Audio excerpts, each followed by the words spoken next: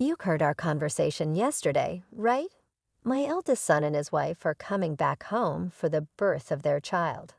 So I need you to move your stuff out to the yard. Excuse me, you can't have kids anyway.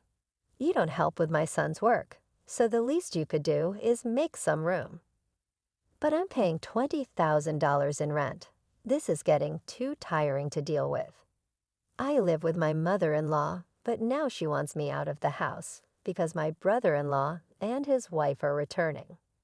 My mother-in-law, brother-in-law, his wife, and my husband. This house is full of problems. I've been trying to keep things running smoothly, but it's becoming a hassle to think about it all. I'm done thinking. Okay, I'll leave, but I can't just put my belongings in the yard. I'll come back later to pick them up. You're leaving? Thank you, that's a big help, my mother-in-law said, ignoring my pleas. I started packing my things and left the house. 7 seconds after stepping out the door, I took out my phone and called a junk removal service. Once I stopped thinking, no one could stop my actions. I'm Kathy, a 43-year-old consultant. My husband, Eric, is also 43 and runs 4 restaurants. We're both 43, and people often assume we've been married a long time and have a kid or two. But we're actually newlyweds. We both lived as workaholics and didn't marry until this age. I had given up on marriage just before turning 43, but a random visit to a bar after work changed my mind. Is this your first time here? He asked. Yes, that's right. I had been curious about it for a while, but it was hard for me to go in alone because the place is so stylish. But I worked hard today, so I decided to go in as a reward to myself. I was relieved to find a counter where it was easy for a loner to spend time.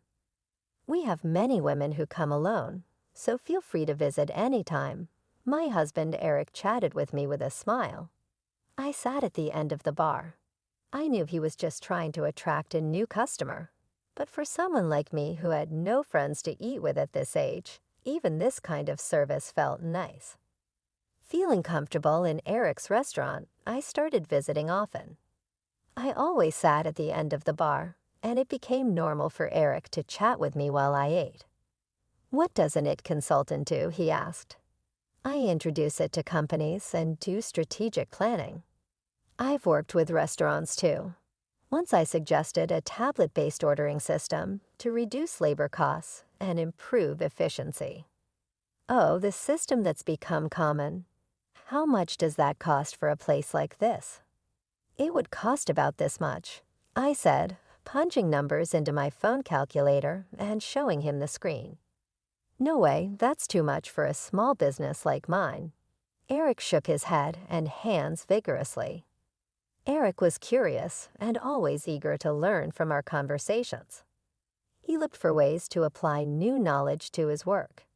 Even though it seemed like just a pleasant conversation, I was slowly drawn to his dedication. Likewise, Eric grew fond of me, seeing that I was hardworking. I'm always busy with work and can't talk much. How about we go out for dinner sometime? Excited about the chance to dine with a restaurateur, I eagerly agreed. I was thrilled to be asked out, but saying something so girlish at nearly 43 would be embarrassing. So let's just leave it at that. My husband didn't just ask me out that one day. He continued to invite me out for meals occasionally. It's natural for adult men and women who frequently dine together to develop a romantic relationship. We started dating, and 3 years later, as we both turned 43, we decided to get married. Feeling shy about being a bride at 43, I asked my husband to skip the wedding ceremony. We just took some photos of us dressed up. After we got married, I moved from my apartment to my husband's house. His house is a 4-story building with a garden and parking, located in a high-end area. The rent is apparently around $22,000.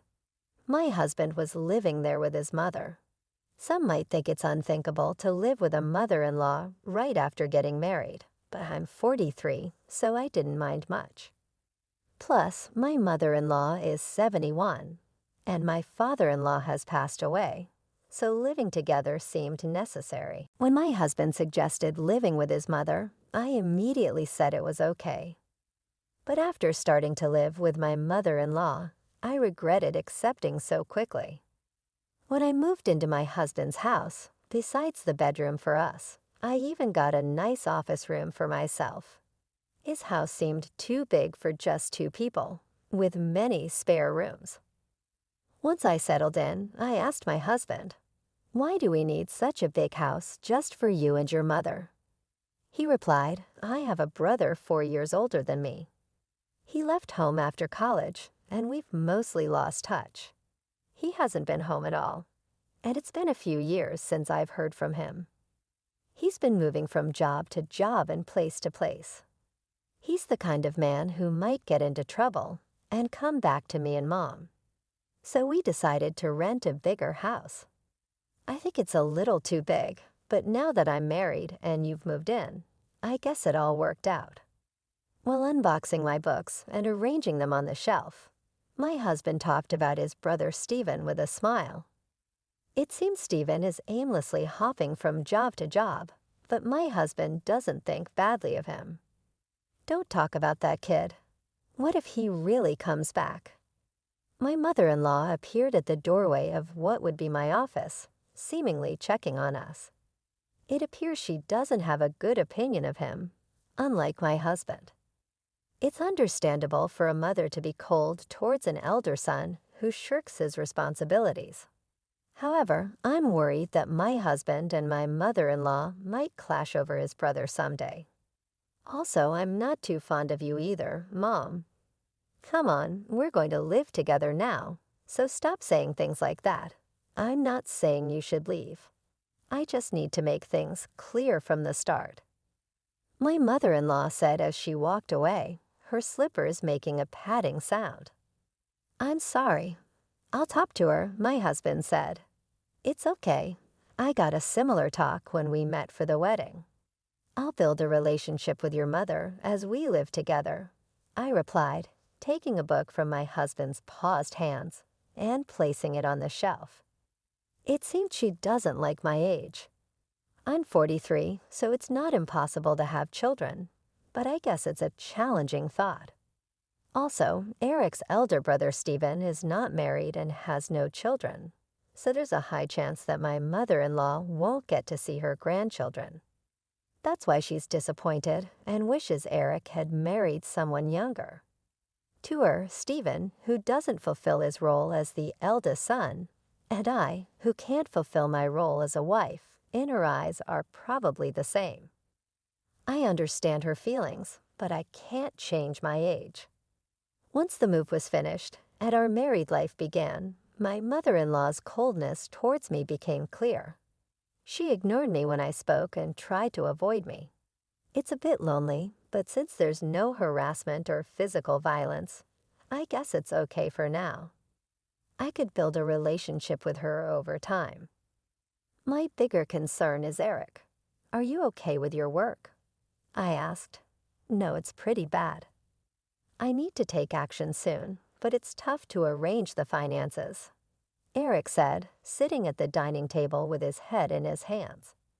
I stopped doing the dishes and sat down in front of him to listen. These are tough times. Prices are soaring, expenses are climbing, and customers are tightening their wallets. There's no end in sight. "If this keeps up, I might have to close another one of our stores," he continued. About a year into our marriage, the situation at Eric's restaurants worsened. One of the 4 stores had already closed, and it seemed another might have to shut down too. Seeing Eric's troubled face made me feel distressed. But my mother-in-law seemed unaffected by these troubles. "You're Eric's wife, but you don't help out at the store. You just do your own job. Can you really say you're fulfilling your role as a wife?" My mother-in-law overheard our conversation and hurled insults at me from her seat on the sofa. I wondered what she was thinking, but she has her own perspective. Eric has been running his own restaurant for nearly 12 years, overcoming various challenges. I believe he'll pull through this time too. You, his wife, shouldn't be making that face. Are you trying to feed into his anxiety and make him fail? What a terrible wife, she shouted again from the living room to the dining room. Her words were filled with spite and venom. I knew she wasn't just trying to fire me up, but she wasn't entirely wrong. I took her words positively and decided to support Eric to the fullest. Smiling reassuringly at my anxious husband, a year later, just as she said, Eric managed to turn the situation around and avoided closing the second store. See, I told you. A stupid wife who can't even trust her husband. Don't drag Eric down, she said. As a side effect, my mother-in-law, who had previously ignored me, started lashing out at me without reservation. The relationship with her might seem to have worsened, but since Eric's business is doing well, I'll consider it a break-even situation. I thought things were balanced, but it turned out worse for me. Eric, having stabilized the business, and with a bit more money, seemed to get carried away, and I heard rumors about his affair. What is he thinking? If there's extra money, there are surely better ways to spend it. Also, it's strange how bad situations tend to pile up. Having seen Eric's business revenue drop, I know this all too well, but I never thought it would happen to me, Eric. Stephen called. His girlfriend is pregnant. That's great news. She's a 33-year-old who worked at the same bar as Eric. They asked something. What? You're being so formal all of a sudden. Stephen is a freelancer, and so is his pregnant girlfriend. With a baby on the way, they're struggling. They asked if they could move into this house and if they could work at your restaurant. I was thinking about how to confront Eric about the affair when my mother-in-law came into the living room and started talking to him. The conversation was about Stephen, whom I've never met, and I was completely left out as they continued talking. It was a strange scene. She used to dislike Stephen for not fulfilling his role as the eldest son, yet now she was asking Eric to welcome him. The reason was simple: the grandchild. She had given up hope of seeing a grandchild, but now saw an opportunity and completely changed her stance. She was even planning to offer them a home and jobs. Eric, who never thought badly of Stephen, had rented this big house for such a time, but the situation has changed. And now I'm here. Isn't it odd to have Stephen and his family move in? I looked at Eric in the living room from the dining area. He was looking back at me with a clearly troubled expression.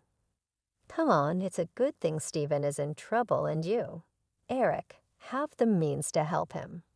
Ah, okay, I got it. Eric sighed, unable to say no to his mother.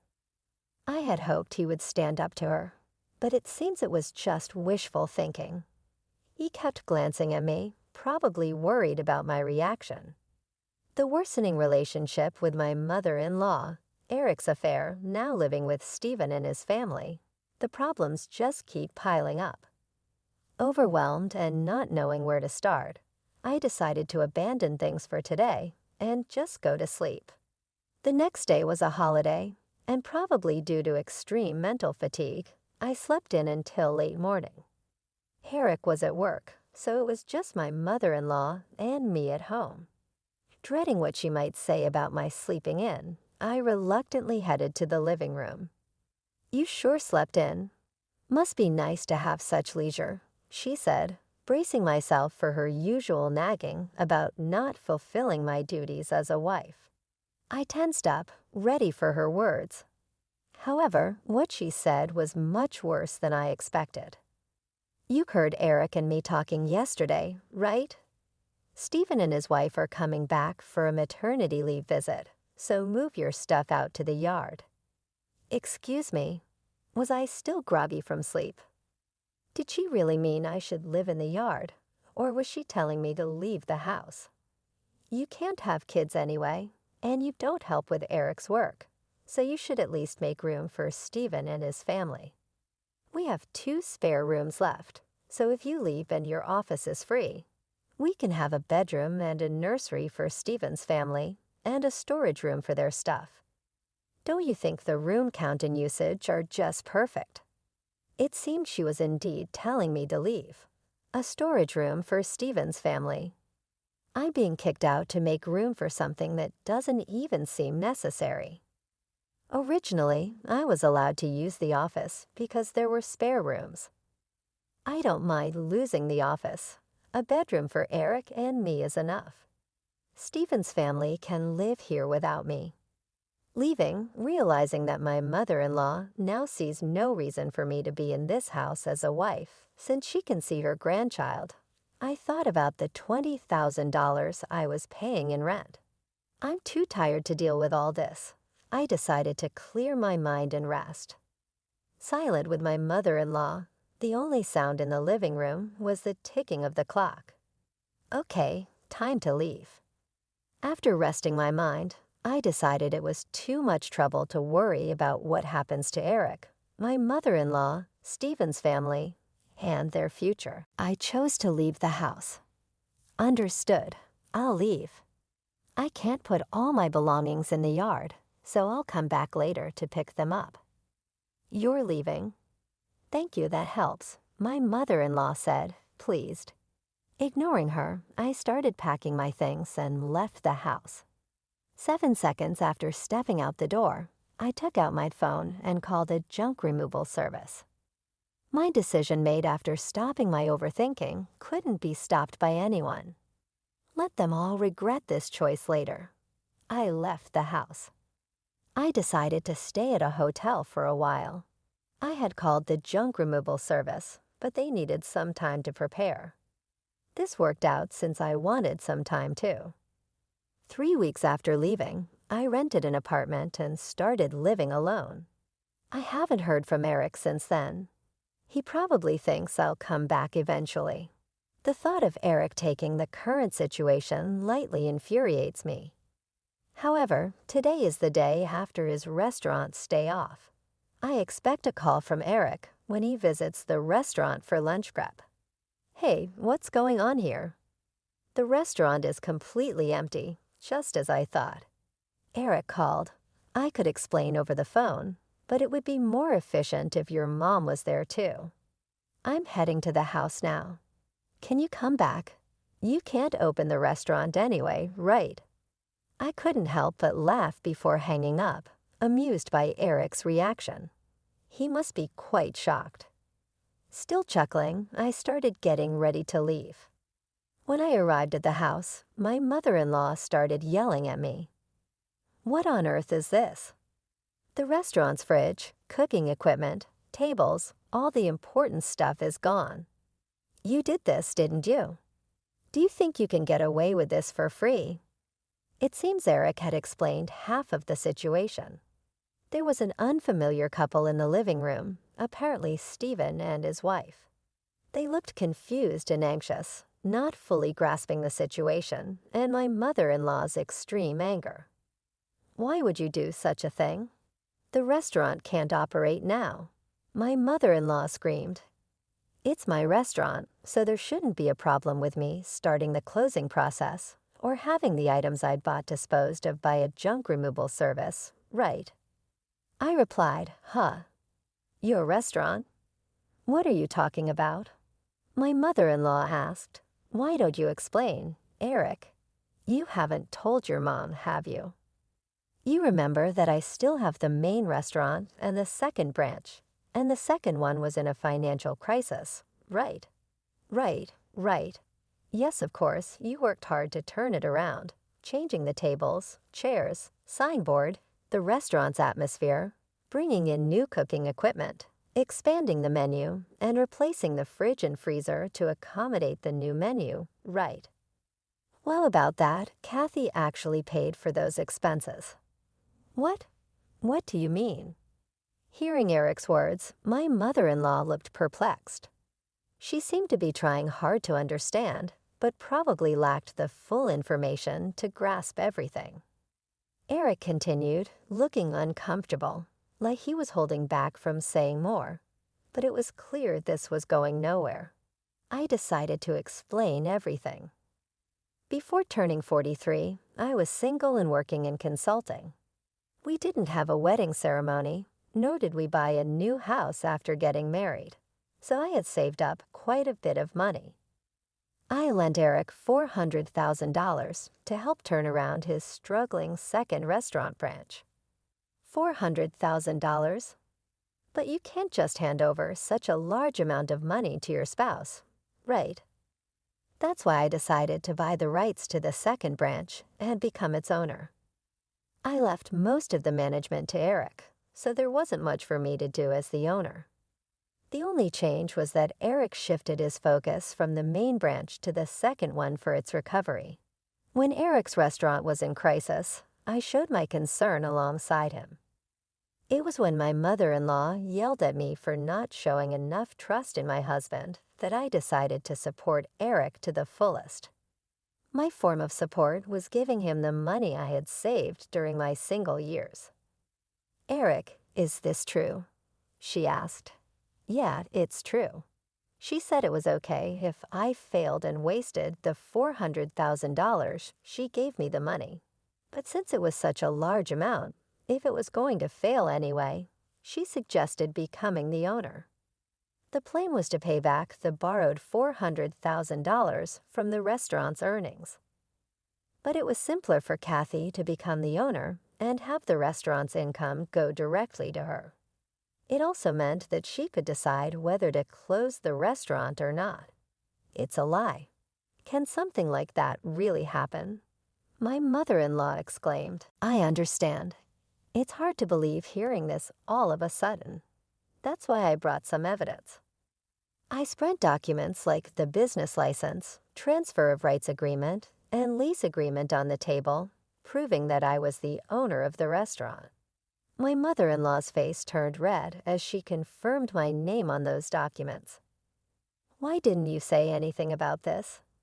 You always talked about how you believed in Eric and how the restaurant was recovering. Right, even before we got married, you always encouraged Eric like that. He felt pressured by your words, but tried to live up to your expectations. Not wanting to disappoint you as the head of the household. You're pretty cold to people like me and Steven who don't fulfill their roles, right? That's why Eric couldn't tell you he borrowed a large sum of money from me. He could have just told me," she protested. "That's why Eric couldn't speak his mind because she gets upset easily. People like my mother-in-law often don't realize they're putting pressure on others. They might think it's just a small thing to say, but for the one under pressure, it's a huge burden. Not something they can easily talk about. And even if they did speak up, she would likely be disappointed and start complaining." It was essential not to let Eric's spirit break under her constant jabs, especially when the restaurant was finally turning around. That's why I kept quiet too, but I really wish she had refused when Steven and his family were coming back. Probably Eric thought it was work-related and agreed without thinking much. Mom Kathy said, "I'm sorry, this situation is my fault for not being decisive enough. If I had managed the restaurant well from the start, Kathy wouldn't have had to lend her money. And if I wasn't so weak, I could have told you the truth. If Kathy decides to close the restaurant, then that's it." "But what about the part-time workers?" my mother-in-law asked. "Don't worry. In the past 3 weeks, I've already informed everyone about closing the restaurant, and they all understood. For those interested, I've arranged part-time work at other restaurants through my IT consulting contacts. That's a relief. That was my only concern. So everyone was in on this. Kathy showed me an empty restaurant as a surprise, and everyone kept the closure from me. Eric, I'm sorry too. I've been pressuring you and Kathy. I'm sorry for everything up to now. I will tell you to leave again," my mother-in-law apologized. And it seemed as if everything was resolving nicely, but that's a misunderstanding. I'm far from being satisfied, and the discussion is far from over. Let's settle this matter next. What's this? And divorce papers. When I placed the divorce papers on the table, Eric picked them up in shock. What does this mean? Why a divorce? This is supposed to be a reconciliation, right? Don't just assume we've reconciled. You might think it's a secret, but I know about your affair with the part-timer. All the part-time workers knew about it too. That's just a rumor. You can't say things like that without proof. I displayed an image on my smartphone that a part-time worker had sent me and placed it on the table amidst the scattered documents. This is a photo of you entering a hotel. It was taken by one of the part-timers if you leave the restaurant together and walk towards the nearby hotel district. Anyone can take such evidence, not just the police or detectives. Did getting the second branch back on track give you too much confidence? You really got carried away. As the owner of the restaurant, I couldn't do much in the day-to-day operations, but I still visited the restaurant from time to time. That's when the part-time workers told me about Eric's affair and asked for my help. When I promised to handle it, they provided incredible support. They sent me proof and even kept the closure of the restaurant a secret from him. Wait a minute. Closing the second branch in a divorce.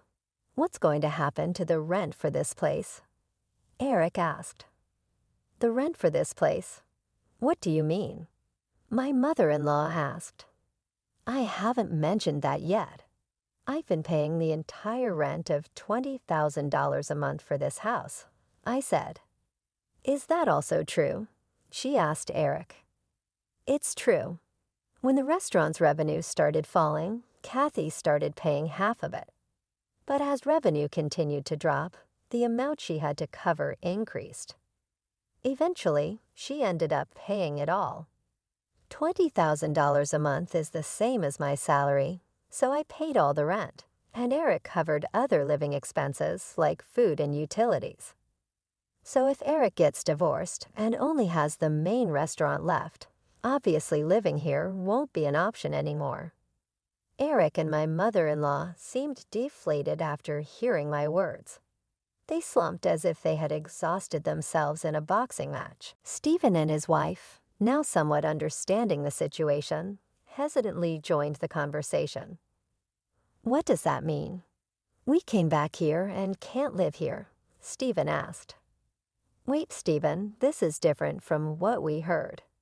We thought everything would be fine once we got back home, his wife said. Sorry, Stephen. Right now, I don't have the means to help you with a restaurant or a house. Come on, do something. We're having a baby. At least give me a job, Stephen said. We have enough part-timers. In fact, we need to cut down on staff costs. Eric will work hard, so just wait a bit longer, I said. That's what I'm talking about. Stop saying things like that. Hey, what about my house and job now? Stephen shouted. Eric, my mother-in-law, and Stephen started arguing about their future lives. Stephen's wife, whose name I still didn't know, looked uncomfortably out of place. I had delivered the news about the restaurant's closure and the divorce, so my business here was done. I was tired of constantly trying to smooth things over with Eric and his family, and I refused to live with Stephen and his wife. I didn't care what happened to this house next. They could discuss it amongst themselves. I left the house amidst their shouting. After that, having evidence of the affair, I was able to divorce Eric smoothly. I could have demanded alimony for the affair, but I had a job and didn't need the money. I wanted as little to do with my ex-husband and his family as possible, so I didn't ask for any compensation. After our divorce, my ex-husband Eric couldn't afford the rent and had to leave the house with his whole family financially and emotionally strained. Eric, who had been taking care of his mother, argued that it was actually Stephen's responsibility as the eldest son. But Stephen, who came back without any money, couldn't take care of her. This led to an ugly fight between the brothers about who should take care of their mother. In the end, with no income, Eric had to take her in. But this fight ruined the relationship between the brothers. As a result, Stephen and his wife disappeared again, cutting off all contact. Witnessing the brothers' dispute over her, the mother-child relationship also deteriorated. Now Eric and his mother are living together reluctantly in a smaller apartment. It's not as spacious as the previous house, and they have to see each other all the time, but they hardly talk, creating an awkward atmosphere in the house. My actions prompted by thinking ahead resulted in the breakdown of a family relationship. After the divorce, I first dealt with closing down the restaurant. It was a bit of a hassle, but as the owner, it was my responsibility. However, the fridge, cooking equipment, tables, and chairs I had removed were fairly new, so I managed to sell them at a good price. Adding just a little more money allowed me to finish the restaurant's closure. Though it was a brief period, being a restaurant owner and handling its closure was an experience. I believe these experiences will be useful in my IT consulting work someday. I guess work suits me better than marriage. Convinced of this, I continue to work hard today.